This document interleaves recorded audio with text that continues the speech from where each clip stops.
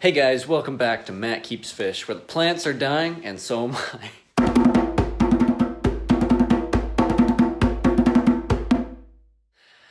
Okay, so yeah, like I just said in maybe over-dramatic fashion, is the plants are all dying. They've been dying for about a month now that I've actually noticed it. Now plants technically start dying before you notice it. They'll basically, when they start dying, they just stop growing. And I've been looking at a lot of videos, so if it sounds like I'm referencing people, I am. But the plants don't know kind of how to stop growing.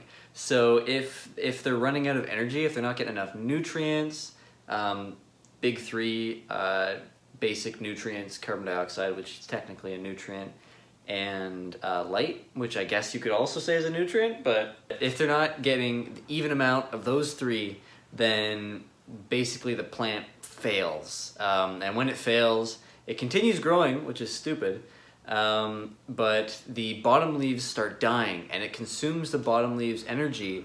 And instead of using that energy to kind of grow small and stay small and conserve that energy, it uses it to shoot more stem off and I guess reach for more light, which I guess makes more sense. Now, the way that I'm combating this issue is not with fertilizer. I really should have fertilizer, but the fertilizers that I have locally at local pet stores, they just aren't it, you know? They basically have no nitrates, which is what I believe I'm lacking, and phosphates. So I need those, but in the meantime, I'm keeping the light sort of on the low. I put it on the red, like sort of the evening light, just for this video, because I thought you guys would want to see it, but it doesn't matter because I'm in the middle of the video anyway. But I'm keeping it low lighting to kind of keep the plants in hibernation, to kind of force them to stay low, I guess, if that works. But literally all the plants are dying. It started with the stem plants. I believe I have Rotala. The Rotala is dying. The hornwort is really dying, which is so weird. And I have a theory on it, but I'll talk about that either later or at the very end of the video. Yeah, hornwort's dying, Rotala's dying, Ludwigia's dying, Anubias and Java Fern are kind of weird. They can kind of conserve that energy, it seems like, because they grow so slowly to begin with, or at least they do in my case. So, with that said, a lot of ranting. We're gonna skip ahead in time to see if any of my methods worked over the next month. This is kind of what I do if you're new to the channel. I kind of put out an idea and then we wait another month and we see if it worked. So let's have a chat with future Matt. It is pretty cool though. Probably one of my favorite Lego sets, but then again, I have a spot in my heart for all of them, except for Anakin's Snowspeeder. That thing is ridiculous. Hey guys, welcome back to a future Matt update. Today we are giving a progress report on the plants and a lot of things because it's been a long time since I started this video. I think I started it back in like early April or something. So there's a lot to talk about and we are going to dive right in. So starting off, we have the update on the 40 gallon. So we started using Flourish in the 40 gallon. We started using it in the 10 gallon as well. In the 40 gallon, we did 2 lidfuls every week, and in the 10 gallon, we did half a lidful every week. The fertilizer we're using is Flourish. It's not the best fertilizer, but it's like a vitamin. So the way that I kind of imagine it is that you eat your meals throughout the day, and then you also take vitamins just to supplement the nutrients that you're already taking in. Well, for plants, that's like, you continue to eat the meals, you continue to feed your fish through fish waste and stuff like that, but fertilizers like this are supplementing with, I think, magnesium and iron were the main elements. So in the 40 gallon, we'll kind of go and summarize all the plants because I recorded this video like 3 times before and I talked about all the plants individually and the video ended up being like 40 minutes long, and I'd love to put in some cinematics into this video, so we're just gonna kind of group them all together.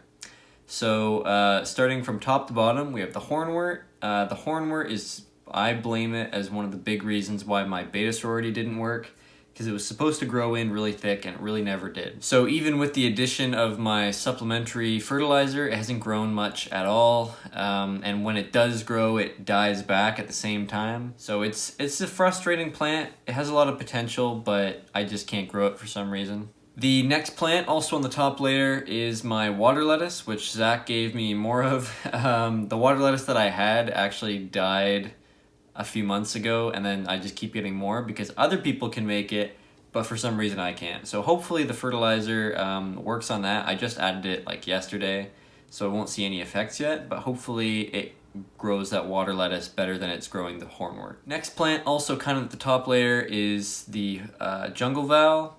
Best plant for beginners, grows no matter what. The only problem I've had with it is in this 10 gallon because the gravel is bigger and its roots are really meant for thicker, denser gravel or sand even.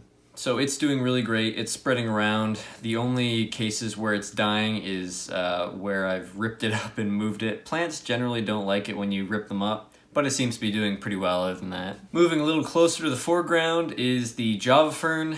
The Java fern just doesn't grow for me. It's another one of those plants that doesn't seem to work out.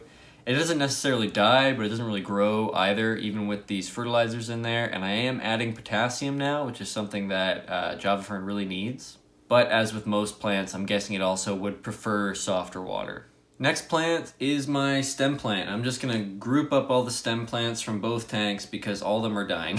It's just a case of me continually trimming off the tops that are healthy and replanting them, and the bottom dies, and then the top grows big, the bottom leaves die, and I have to keep doing it, and eventually the plant is just gone. So for some reason, I can't do stem plants either. Just don't work. I bet carbon dioxide would fix it for me, but then again, you know, carbon dioxide fixes all plant problems. The Rotala was the plant that made me get fertilizer in the first place, just because the leaves started really yellowing and stuff like that. Since I put the fertilizer in, the yellowing has kind of gone away, but the plants are still dying. So I might have to just switch out to jungle val throughout the rest of the background, or maybe I'll put in some cryptocorynes or something like that. We'll have to see. Lastly is my favorite plant by far, the Anubias. The Anubias, you can see here, it's growing over the rocks. It looks so cool, just kind of like fingers weaving their way through the stones. I absolutely love the look of it. It's so sturdy, and when we first got it, it would kind of be like a leaf would grow, it would get big, and then it would die, and another leaf would take its place, and it was just this game of having more leaves growing than dying. But now, none of the leaves are dying. There's even this one leaf at the back where a corner's kind of cut out of it. Not my doing. It just died that way, and it completely stopped dying that way on that leaf. That leaf is perfectly healthy except for that cut, and it's not dying anymore. So although it's a slower growing plant, it's so rock solid, and I love it, and I can't wait until it spreads all over that rock wall and just creates a line of foliage.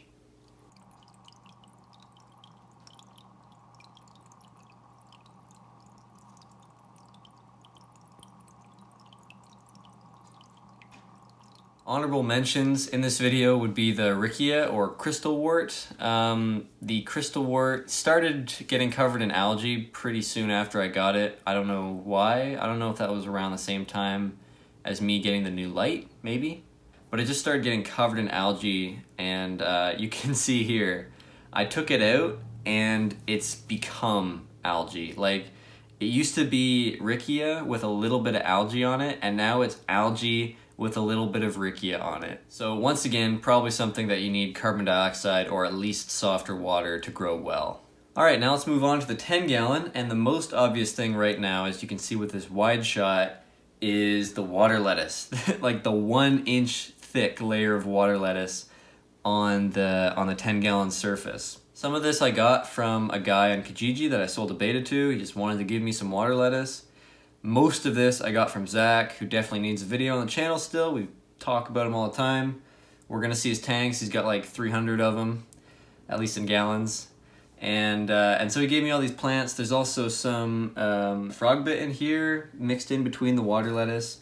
And it all seems to be growing okay. I wouldn't be surprised if it had a crash, because it has in the past, unfortunately. But what I love most about it is its density creates just this big shadow over the right side of the tank. And that's really good because it disguises kind of the cut parts of the driftwood, and it creates sort of like a depth to the tank and hides the fact that my stem plants are dying back there. On the left side of the tank, you can see there's some jungle val. This is the case where, like I said, it doesn't grow very well in bigger gravel for whatever reason, or maybe it's just the way I added it that was the problem. But it doesn't seem to be growing too well, which is fine because the floating plants are taking over anyway. Moving down and in front, you can see the sliced moss ball that I got just before the zebra mussel crisis. It's doing pretty well. It's providing a nice food source for my snails and my shrimp to just collect leftover food on. And again, it adds some green where I wasn't able to add green with anything else. Now at this point, I'd also like to point out the algae, because on the stones here, I love that algae has grown in the way it has, because it provides a national food source. It provides a natural food source for my Borneo loach, who I don't know what he eats. Like, he must be eating the algae, because I see him producing waste, but I never see him like pounce on the food I give him, ever. You guys can also see underneath the cliff, there's my guppy grass. I might be using that for breeding different things. I thought about breeding guppies. I thought about breeding gudgeons at one point. Also shrimp, different types of shrimp. We'll see where that goes. I have a lot of fun ideas for that. But for now, it's just kind of chilling out there, giving some depth to this cave. Behind that is the most beautiful plant in this tank, and that is the water wisteria. Now, when I first put this in the tank, it was big and bushy and awesome, and then it started to die back because I wasn't putting any fertilizer in probably, and I was just blasting it with light, so it was getting covered in algae so quickly. But there's not a speck of algae on this plant right now, and I love that. So it's such a beautiful plant. I don't expect it to stay like this, but for the moment, I'm enjoying it. The fish are enjoying it. And it adds so much to the tank. On the right, you see the stem plants are dying, whatever. I'm so over stem plants at this point. So, and then the Anubias stuck in between the rocks there. It's gonna grow for years and years, just gradually taking over the driftwood and the rocks and evolving this tank for years to come. So that's kind of the plant update. Everything is stabilizing, which I love. Nothing is getting explosive growth. Some things I'm realizing I need to get rid of. And yeah, it's just me adapting to the circumstances. Moving on from plants now, onto fish. There have been some deaths, aside from like random snail deaths and stuff like that. Actually, I've probably lost more fish than snails recently, which is pretty sad. All the betas in the sorority are dead. Literally every female that I added into the sorority did not survive. The last female beta, the one that had been terrorizing all the other ones, died this morning. And so I would not recommend a beta sorority. I don't really recommend betas, to be honest. Like, there's so much better stuff out there that you can get than betas. Like, try something natural, for example, because there's a higher chance that the genes aren't going to be all muddied up just so that it can have better color for a few months. Then again, I also accept full responsibility for all the betas dying because it was a terrible setup and I would never do it again, and I hope you guys don't follow after me in the way I do beta sororities, which is why they both say don't do beta sororities in this way. Anyways, the cichlid also died. Super sad. I literally bought $60 worth of meds to keep them alive, and they didn't arrive in time, you know? So that's just literally nothing I can do.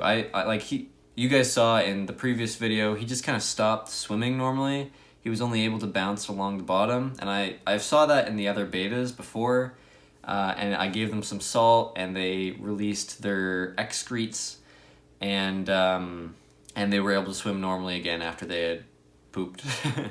So I put him in a cup, put some salt in the cup, Epsom salt, not table salt, and he didn't poop. Nothing happened. He stopped eating, so I put him in the 10-gallon where there's some sand, and he's able to not scratch his stomach to bits. And so we just chilled out on the sand, and I'm like, maybe I need to get some meds. So I called in an order for some meds. Then his eyes started getting puffy. I started to think that maybe this fish will go blind, even if I can keep it alive. But then one day it just stopped being able to maintain its balance and it started falling on its side all the time, and it was like an hour after that that it was just completely gone. I would have, if I had kept it alive, I probably would have sold it anyways, because I don't like getting fish. I haven't been responsible with getting fish in that I don't put them in an environment where they're gonna thrive. I don't quarantine my fish, first of all. Every fish that I get in the future now, I'm gonna put through this 10-gallon first before it goes into the greater population in the 40-gallon. Honestly, I should have kept this 10-gallon as a quarantine tank until the 40-gallon was completely finished, but I didn't do that because partly content and also instant gratification. So I'm gonna keep fish that are from hard water areas or are more tolerant to hard water. So South American fish, probably never again. Like, I have Kitster, my Farloella vittata, who is very South American. Like, he's got the accent and everything, and he's gonna be, I think, the only South American fish that I have going forward. This isn't to say that just because it's from South America it won't be able to survive in hard water. Obviously Kitster's a good example that they can adapt, especially when they've been bred in different water conditions. But I don't want to risk it. I don't want to, just like with quarantining my fish first, I just want to get less stress variables literally out of the water, or I want to get more stress variables out of the water, and that way I don't have to worry about the unseen factors in my fish's health. So in the 10-gallon, this will have to be after I've quarantined everything that I want to put in the 40-gallon. But in the 10-gallon, you guys heard I was thinking about gudgeons, but gudgeons are soft water. I don't want to deal with that. They're also really expensive. So I have a place where I can get guppies for free. So I want to get like neon guppies, maybe put like even just one in here, I think would be cool. I don't really know how big they get. I'm guessing like no bigger than the pea puffers for the males, but I want to put guppies in here, maybe not necessarily to breed. I'd also love to put different types of cherry shrimp in here, start breeding those, just because both of them are good with hard water and they're both small and they work with the tank. The cherry shrimp are gonna love this guppy grass, and the guppy or endler is gonna love this flow. I love watching the videos where they're jumping through the flow like dolphins. It's so cool. Moving on to the 40-gallon, I'm going completely neon with it. Not in a way that I get rid of everything, but I am selling the cherry barbs to make room for a bunch of different neon fish. So obviously we're gonna fill it with more neon rainbows. They're gonna get 3 inches each, so I think we're gonna max out at 12 dwarf neon rainbows, and we'll probably do a vlog with Zach when we get those, so stay tuned for that. And also for the centerpiece, an electric blue Acara. We're gonna get it at like an inch long, just baby electric blue Acara, and we're gonna watch it grow. We're gonna see its lifespan throughout. Hopefully we get it to like 8 or 10 years or something, but that's just thinking way down the line. Like, I have ideas for doing so many different tanks. Like, I wanna do a 75-gallon peaceful cichlid tank with rainbow cichlids and the electric blue Acara and maybe severums or something like that. And then I also have ideas to do a lizard community tank, but that's a little further off because I'm not quite confident with lizards, even though I love handling lizards at my work. So point being, there's gonna be a lot going on. I'm super excited for it. We're gonna have a ton of different video styles as the tank updates sort of wind down, with me finishing these tanks. So if you guys want to see stuff like that, I know I do. If you guys aren't watching these videos, I'm gonna be. So if you guys want to see more stuff like that, subscribe. There's gonna be a new video coming out every single Sunday. And like this video if you liked it, and let's go on to the cinematic. I'll see you later.